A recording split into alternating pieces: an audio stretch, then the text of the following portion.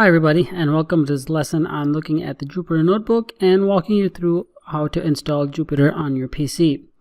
So the Jupyter Notebook is an incredibly powerful tool for interactively developing and presenting data science projects.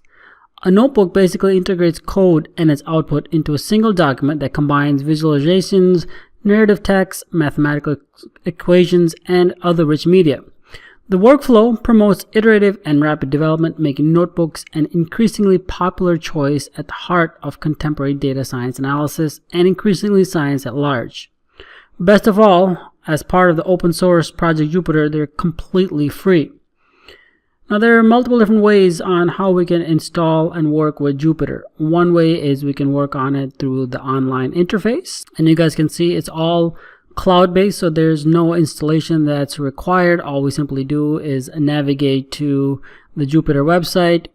We navigate to having it on the cloud, and as soon as we click on the Jupyter Notebook, it's going to go ahead and launch the Jupyter Notebook instance on the cloud for us. And again, this entire project is free of cost, so there's no cost of doing this even on the cloud. And there we go. It's as simple as that. Click and go, and we can start working with our notebook instances right from there.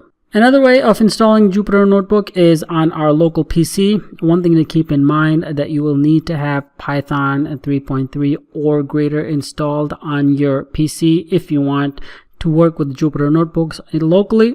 And the best way of doing that is through a software called Anaconda, which is also free. So that's what we're going to walk through now, is using and installing Jupyter by downloading the Anaconda, which we can do through that URL that you guys see on top. So as soon as we click on the download button, we can pick and choose which version of Python that we want to work with. And again, this is the version that is installed on your local PCs previous to installation of Anaconda. So after we download the version that we want to install, we're going to just go ahead and walk through the installation process. It's a pretty straightforward process. As soon as we double click on the executable, it's going to launch the Anaconda installer for us. We're going to go ahead and click on next, agree to the terms, and here's where we can select whether we want the Anaconda to be available just for you or for all users that are working on this PC. We're going to leave the default destination folder. There's no need on changing that. And we want to make sure that we stick with the option that is making use of Python and not have it in the path environment, because if you have it in the path environment, it's going to start up when your PC starts up before most of the services, and sometimes that will cause issues, especially if you're working in a Windows environment.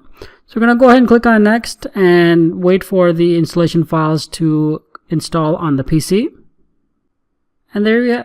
Another way that we can install is through the command line interface. If you're a more advanced user and you've been working with Python already, you can use the pip3 install Jupyter command through the command line interface, and it will download the Jupyter files and have it installed on your local PCs. So there's multiple ways on how we can install and work with Jupyter. So one of the first ones that we saw is we can either work on it on a purely cloud-based environment through the Jupyter website where nothing is installed on our local machine. But if you are one of the more advanced users and you will be doing some advanced work with Jupyter, it's always recommended that we have it installed locally.